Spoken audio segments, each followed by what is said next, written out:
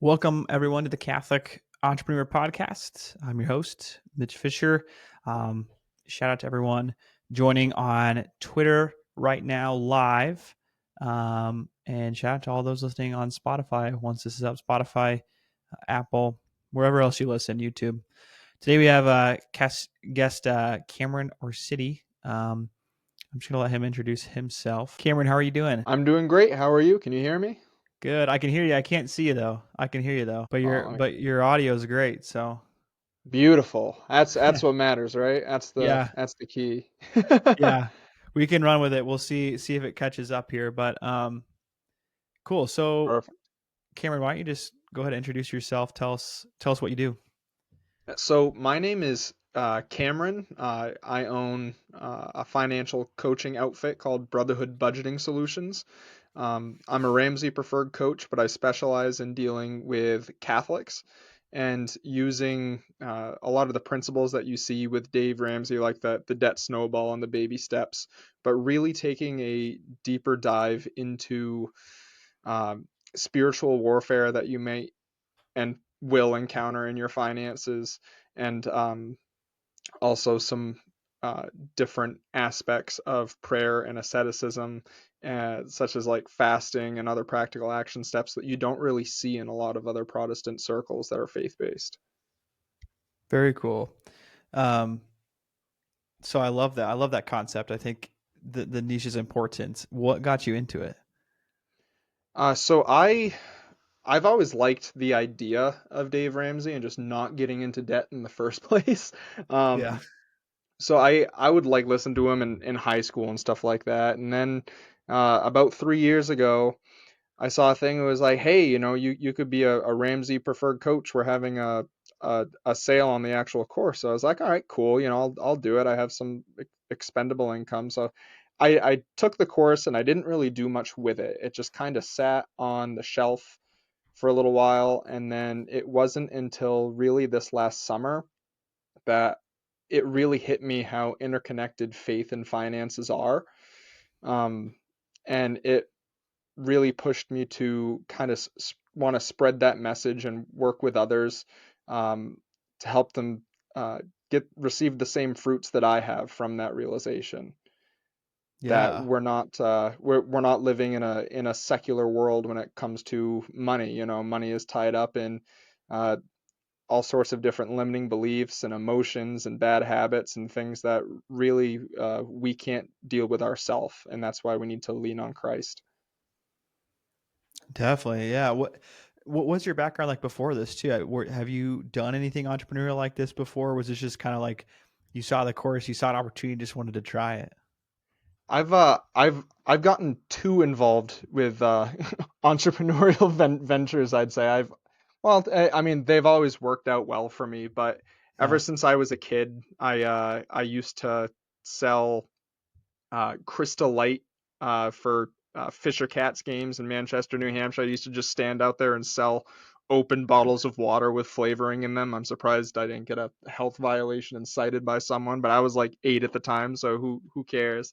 When I was in high school, I went to college to be a teacher, and I was like, well, I got to do something in the summer. I'll just drive myself crazy, Hmm. and uh, so opportunity arose to invest in a hot dog cart. So I had a little mobile hot dog cart that I took all around the great state of Maine, and Wow. it was a great time. It paid my way through college, and I didn't end up staying in teaching, but it uh it was certainly a great experience, and to not have to graduate with student loans was amazing. And then I had a very short, very brief vending machine venture as Mm, well. very So cool. I've always been quite entrepreneurial, but this is one that's near and dear to my heart, and I'm in it for the long haul. Yeah. That's really cool. What was it? What did you do vending machine wise? So I formerly worked in law enforcement and primarily in corrections. So I did both stuff on patrol, but then I'd also do stuff um, inside the facility, and that's where I spent most of my time. And one day the sheriff approached me and he said, Cameron, I am so sick and tired of these vending machine companies just absolutely price gouging our Mm. officers. He says, how are we, what's the best way to do this? Do we need to find another company? I said, sir, I said, I could go on Facebook Marketplace right now, find a dirt cheap vending machine that I could refurbish, and I could just do stuff at cost. He was like, really? Mm. I said, absolutely. It's not complicated. If this is the only site that I'm really doing it at, um, it wouldn't be too hard. And he says, well, just make sure that you give yourself a little something too if you're doing that. And I said, well, I appreciate that. And so Nice. I did that for a little bit when I was still in law enforcement. That's cool. Um, so tell me about your current business. So how are you going about, marketing yourself, getting the word out there? How's it been going? It's been great. I am not social media savvy at all. I'm really not technologically savvy. Otherwise, I'd probably be able to figure out why my camera's not on. It says it's being used by something else, but the light's not on. So Okay. that's as far as my uh that's as far as my knowledge goes with that. It was like once I turned 25, all of a sudden, any technical skill I had just went out the drain. Um, but um, Dealing with Instagram is primarily where I am right now, and social media isn't something I'm super comfortable with. So I actually got a Catholic business coach to help me. Um, Catholic business coaching. He's on Instagram. His name's Brian. He's awesome. I recommend him to anyone. Um, he got me all hooked up with the algorithms and how to get certain audiences, and this is the content that you should be making, and this is your grid, and this is all just a completely different language to me. And I never thought that in order to do what I'm doing you had to also deal with content creation, but that's kind of the way that things are now, is that if you want to be in sales in any regard, you really need to have content for people to warm up to you before you just approach them and give them a pitch. So Yeah. Um, what's been the biggest like unlock for you with Instagram? So if Instagram's your main way to kind of market yourself, generate leads, what's been the biggest unlock you think other people might benefit from? is targeted follower ads. Mm. The idea that you put an ad out there and you say, hey, if this applies to you, if this is something that interests you, if this is something that you want to improve on, follow me. And then Instagram tells you when people follow you from the ad, and you have a warm lead right there. You just message them and say, hey, why did you follow me? And they'll say, I saw this ad and this applied to me, and there's your foot in the door right there. Nice. Okay. Very cool. I like that. I think those do work because when you create a piece of content that talks directly to somebody, it's like very, very specific.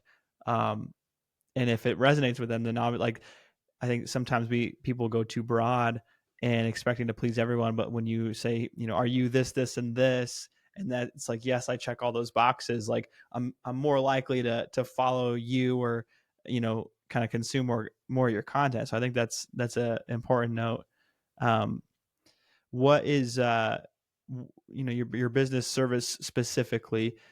Somebody comes, sees your Instagram, sees your content, finds it valuable. Where do they go from there?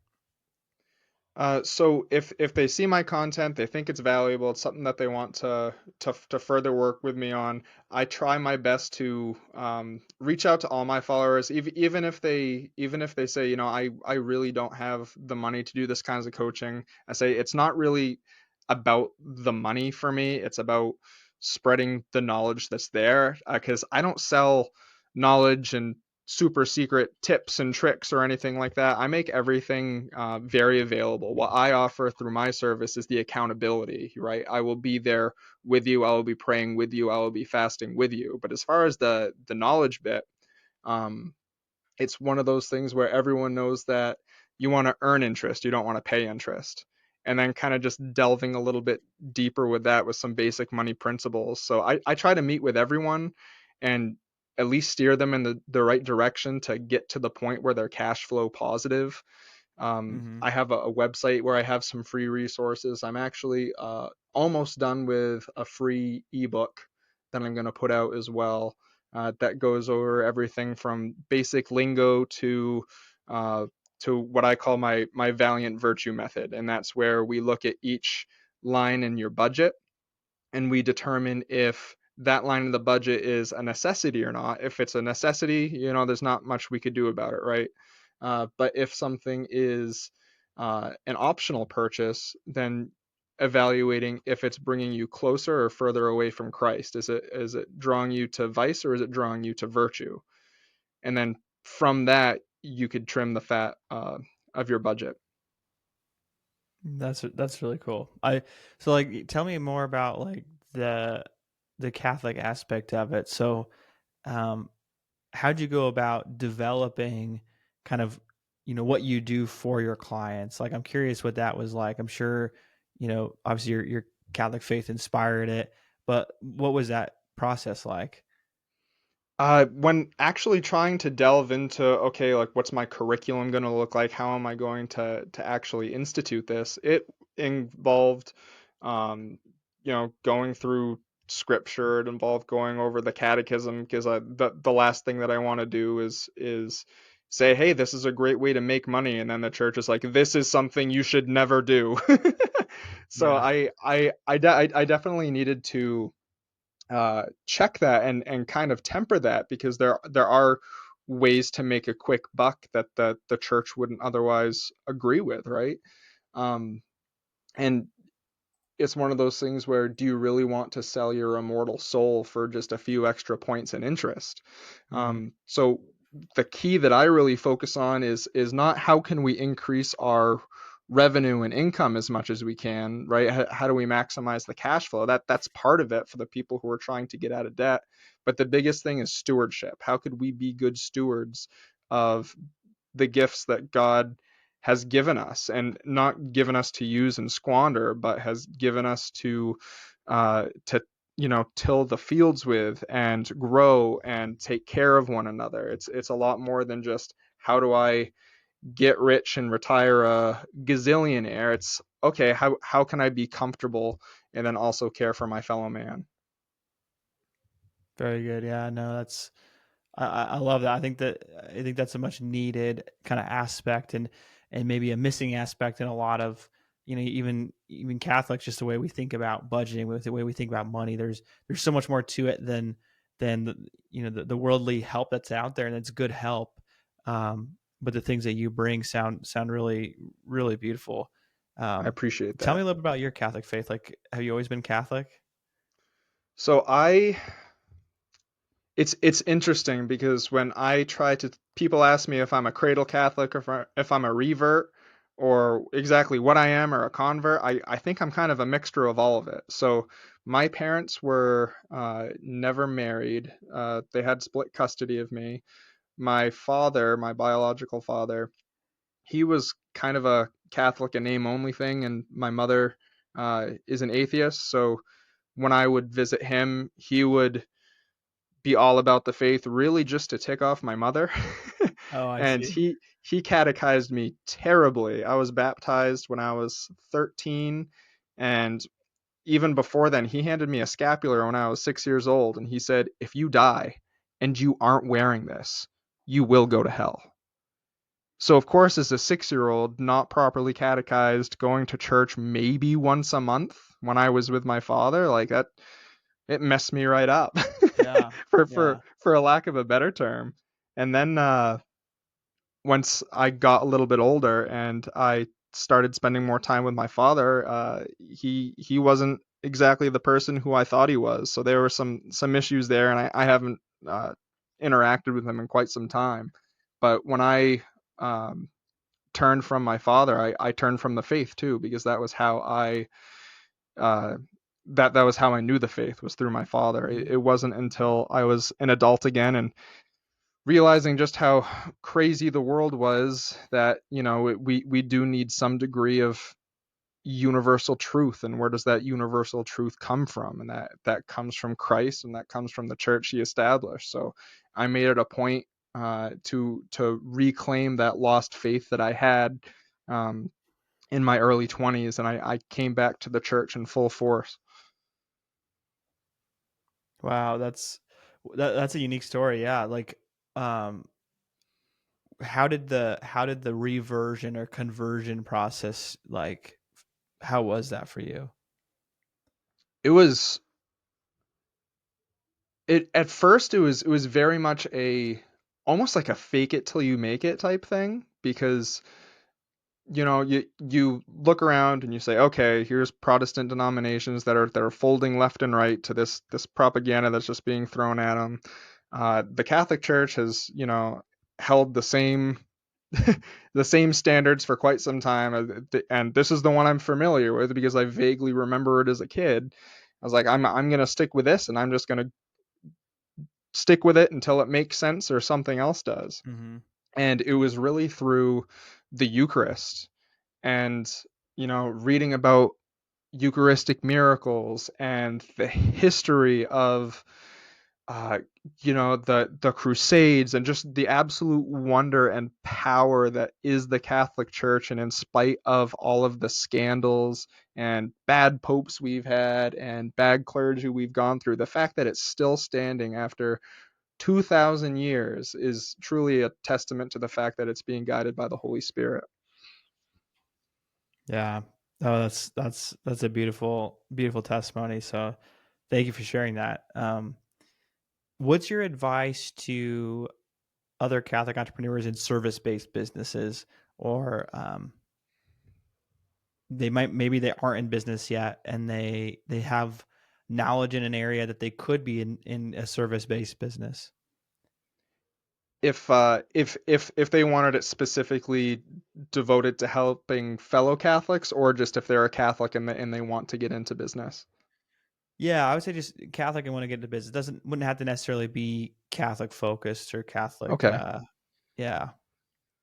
I would definitely say to do it for the right reason, because people could definitely tell when you're trying to help them versus when you're trying to sell them something. If your goal is to help them, they're more likely to be receptive to you. If they could tell that you're there and you're just paying lip service and you're trying to get a paycheck, they will see right through that and you won't get the clientele that you need. So go through whatever your passion is, whatever it is that God called you to do, go through that with the intent of helping and leaving a good mark on other people and trying to live through Christ, and the fruits from that will follow. Just stay the course, be patient, and do it for the right reason.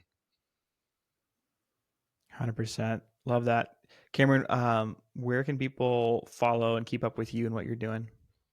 My links to everything is hosted on Instagram in my bio on Instagram. So if you follow me on Instagram at Cameron.financial, Cameron.financial, that's the best place to get a hold of me. That's the best place to find my website, to see my content. And if you follow me, I'll do my best to try to reach out and meet with you. Perfect. All right. Cameron, thank you. I'll be sure to link that down below. So, if you're interested in checking out what Cameron's up to, check out his Instagram. Any last thoughts, things you wanted to say, Cameron?